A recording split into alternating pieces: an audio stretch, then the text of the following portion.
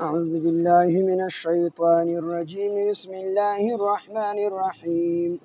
وإذ قلتم يا موسى لن نؤمن لك حتى نرى الله جهرة فأخذتكم الصاعقة وأنتم تنظرون ثم بعثناكم من بعد موتكم لعلكم تشكرون وظللنا عليكم الغمام وأنزلنا عليكم المن والسلوى كلوا من طيبات ما رزقناكم وما ظلمونا ولكن كانوا أنفسهم يظلمون صدق الله العظيم رب اشرح لي صدري ويسر لي أمري واحلل عقدة من لساني يفقهوا قولي رب زدني علما سبحانك لا علم لنا إلا ما علمتنا إنك أنت العليم الحكيم دي آياتونو کې الله پاک جل شانه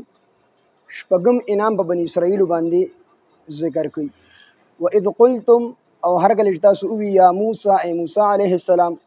لن نؤمن لك هرگز مونږ یقین نه کوو پتا باندې حتی تر دې پورې نر الله چې مونږ وینو الله پاک جهرتن خکارا یعنی عیانا په خپل سترګو باندې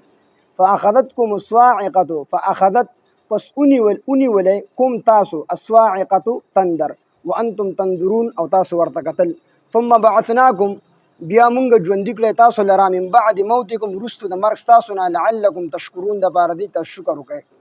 وظللنا او مونږ سوري وکړو علیکم پتاسو باندې الغمام د وریځي وانزلنا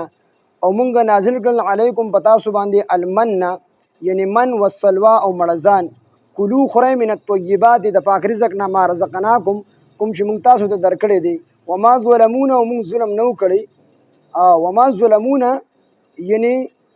هغوی ظلم نو کړی په مونږ باندې وما ظلمو او هغوی ظلم نو کړی نه په مونږ باندې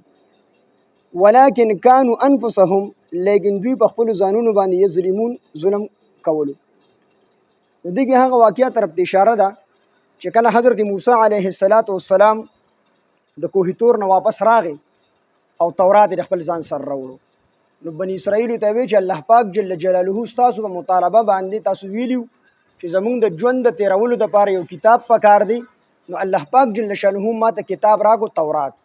دا ستاسو د عمل د تیرولو لپاره یو ضابطه حیات دی د دې مطابق به تاسو خپل ژوندۍ تیروي نو بنی اسرائیل عرض وکړو چې یا موسی علیه السلام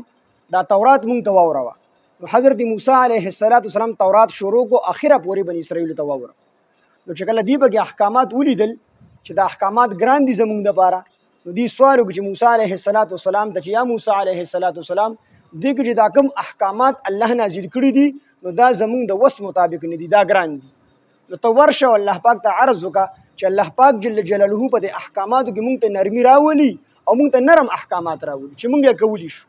نو موسی علیه السلام ته وفرمایل چې دا احکامات ګران نه دي او تاسو ټول عمر په آزاد باندې د چوي آزاد ژوند خو تیر کړی دی نو اوس تر باندې لږه غوندې پابندي رااله نو دا تاسو ته ګران نه معلومیږي حالانکه چې کله تاسو دا احکامات شروع کړئ نو په شروع کې به تاسو لږ غوندې ګران خو وي او اخره کې بیا تاسو ته آسان او دا قانون هم دی چې کم سړی مونږ نه کوي دته مونږ ډیر ګران دي او چې کم سړی مونږ کوي ته مونږ آسان کم سړی د سار مونږ نه کوي او نور کوي نو تر سار د مونږ ډیر ګران کار ښکاري خو چې کله شروع کړي نو ورته آسان شي نو دغه شان موسی علیه السلام ته فرمایل چې دغه ټیک ته د احکامات تاسو د مزاج مطابق نه دي اگر چې د انساني مزاج مطابق دي خو تاسو آزاد عادت شوی نو تاسو دا حکمونه به تاسو ته په شروع کې لګ لګرانی او چې کله تاسو د احکامات شروع کړئ دا ورته آسان شي خو دی وی چې نه ته ورشه په دې کې صدق کته الله پاک ته وایا چې دې کې مونږ ته ترمیم وکي د احکامات مونږ ته بدل کی آسان احکامات را تراو نو موسی علیه السلام ته فرمایل چې الله مخله دې نشم تللی نو دې بنی اسرائیل وې چې اے موسی علیه السلام مونږ ته څه پته شي دا کتاب د تورات ته الله پاک درکړي کې دې شي دا کتاب ته خپل ځان نه جوړ کړي دا خپل ځان نه لیکلي د څه کوم لګ دې سره بوسکه نو به مطالبه وکړه د موسی علیه السلام نه چې زمونږ د لپاره د ژوند د تیرولو لپاره یو کتاب پکار دی چې الله تعالی یو آسماني کتاب درکړي بغي مونږ خپل ژوندۍ تیرو او چې هغه ته کتاب راوړو نو دی ورته چې مونږ ته څه پته ده چې دا ته الله درکړي چې دې دا کتاب ته خپل ځان نه جوړ کړي نو دی ورته شرط ولګاو چې تر هغه پورې مونږ دا کتاب نه منو تر څو پورې چې مونږ الله په خپل سترګې نه ویلي دلی او الله مونږ ته په خپل نه وی ویلي چې دا کتاب زما کتاب دی په دې کتاب باندې عمل وکړي موسی علیه السلام مجبور شو او بنی اسرائیل ته وی چې تاسو مال شپک خپل نمائندگان راک دا به ځان سره کوه تور ته بوزم او الته به الله پاک جل جلاله ته سوال او زاری او منت وکما نو الله پاک په براه راست تاسو ته وجه دا کتاب تورات زما کتاب دی ما نازل کړی نو دا بنی اسرائیل 12 ډلې وي نو د هر ډلې نه شپږ نمائندگان مشران مقرر کړ نو چې 12 ډلې شي او شپږ نو 12 چې 72 دا 72 شو نو 72 کسان جوړ شو نو موسی علیه السلام دا ځان سره واغستل او په دې 72 کې دا 2 کسان پرې خو 70 کسان ځان سره بوتل یعنی اویا کسان ځان سره کوه تور ته بوتل او الته الله پاک جل جلاله زاری شروع چې الله پاکه زما دا قوم ډیر کما کړل او دې زمانه سوال کړل چې الله پاک جل جلاله دا حکمونه کم نازل کړي دا ګران دي به مونږ باندې نو الله پاک ته سوال وکړي دا احکامات مونږ ته آسان کی او دویم سوال دا کړی دی چې دی وی چې کېدې شي دا کتاب ته د خپل ځان نه جوړ کړي نو دا خلک مې راوستي دی الله ته براه راست وایي چې دا کتاب زما کتاب دی او ما حضرت موسی علیه السلام لور کړی دی په دې نازل کړی نو الله پاک جل جلاله غیبی आवाज دی ته وشو د خپل شان مطابق چې دا کتاب دا زما کتاب دی زما د طرف نه ما په حضرت موسی علیه السلام باندې نازل کړی دی دې چې سوی دې کتاب کې چې دا حق دی او سچ دی نو دې بیا بل سوال وکړي دې کې موږ ته ترمیم وکړه نو الله پاک ته فرمایل چې د احکامات ګران نه دي او زه حکیم ذات هم زه په دې باندې پوهېږم دا بالکل ستاسو د وس مطابق دي خو به هر حال کو بیا هم ستاسو نه د انساني د بشري تقاضې مطابق ستاسو نه چېرته غلطي وشوله نو هغه غلطي به زه تاسو ته معاف کوم نو دی بیا سوال وکړو موسی علیه السلام ته وایي تر هغې پورې دا خبره موږ نه منو کېدای شي دا د غر شاته چې دا یو پیري هغه تا کېنولي هغه موږ ته دا خبرې کوي یا کېدای شي دا یو فرشتې دا خبره کړي او کېدای شي تاسو کېنولي هغه دا خبرې کوي چې دا کتاب د الله کتاب دی نو دا موږ تر هغې پورې نه منو تر څو پورې چې موږ الله په خپلو سترګو نه وي لیدلی نو الله پاک جل جلاله په دې باندې ناراضه شو د بر نه په دې باندې شړک را خلاص شو تندر پې د اور را خلاص شو د اسماني بجلي پې را پرېوته او دا بیا واړه چې کوم دی هلاک شو مړه شو نو بیا الله پاک جل جلاله ته حضرت موسی علیه السلام په زارای شو چې الله پاکه دا بني اسرائیل دا ډېر بېوقوفان دي او د دې د بېوقوفتوب د وجې ته مات چې کوم دی دغه کوي اوس چې زه لړ شم هلته کې نو دا بني اسرائیل به ما ته وایي چې تا دا اویا کسان زموږ نه دې دپاره بوتل چې تا مړه کول دا تا مړه کړي نو دا خو ډېر بېوقوفان دي یا الله پاکه زما د عزت خیال وساته او الله پاکه دا کسان دوباره ژوندي کا تا ته خو په مرګ او ژوند دواړو کې چې کوم دی دقت نشته دی تا هر څنګه کولی شي نو الله پاک جل جلاله دا اویا کسان دوباره ژوندي کړل نو چې کله ژوندي کړل او د هغې باوجود دا اویا کسان د حضرت موسی علیه السلام سره رالل نو بني اسرائیلو ته وایي چې الله پاک جل جلاله په دې احکاماتو کې نرمي ونه کړله الله وایي چې دا احکامات به کوئ خو کم نه شئ کولی نو خیر د هغه مه کوه ورته دروغې به کې بیا الله پاک وایي چې بشري تقاضې مطابق ستاسو نه چېرته غلطي وشوه غلطي به درته معاف کوم ادي وایي چې کوم احکامات پکې تاسو ته ګراني نو دا احکامات بیا خیر ته مه پوره کوئ الله پاک وایي چې خیر دغه پرېږدی پکې نو دې آیاتونو کې چې کوم دی دا خبره کوي وإذ قلتم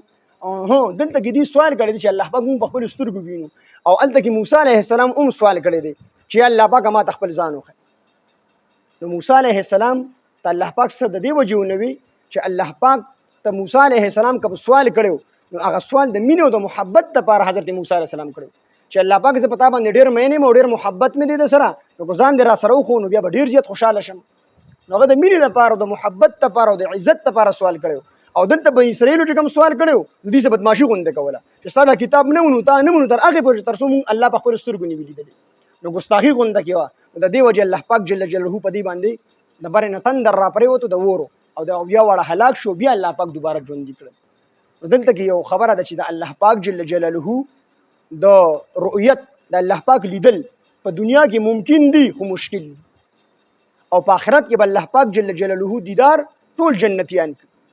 او بعضې داسې کسان به وي چې په ورځ کې به څو پیرې د الله پاک دیدار کوي نو هلته به کېږي خو دنیا کې د الله پاک لیدل دا مشکل دي نو پیغمبرانو د ناممکناتو سوال نه کوي خو چې سوال یې کړی دا سوال ممکن دی چې الله پاک خلک وویني خو لیدلي څوک نه شي ولې چې دا کار مشکل دی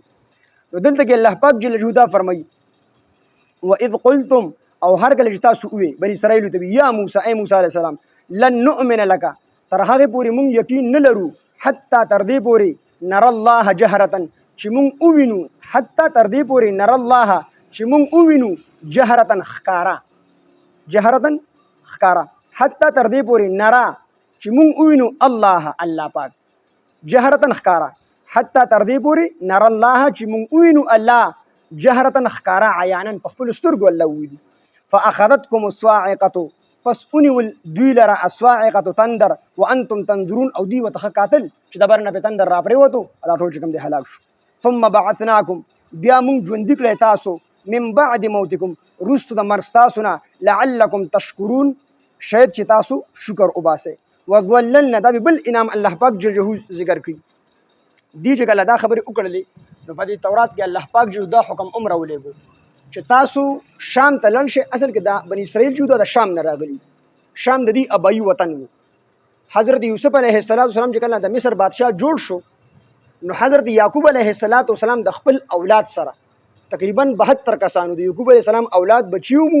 نوسی پکې مو، کړوسی پکې مو، دا ټول 72 کسانو. نو دی د یوسف علیه السلام چونکې د مصر بادشاه جوړ شو نو یعقوب علیه السلام خپل بچیو، نوسی او کړوسی دا ټول د ځان سره روان کړل. دی خپل ابوي کلی پرېښود مصر ته چې کوم د هجرت وکړو. د دې خپل کلی شام. نو په دې شام باندې قوم عمالقه دی چې کوم دی په دې باندې قابض شو. دا ډېر یو جنگجو قوم او ډېر پهلوانان وو. نو حکم راغی بني اسرائیلو ته چې بني اسرائیلو تاسو ورشئ او ستاسو په ځمکه په شام باندې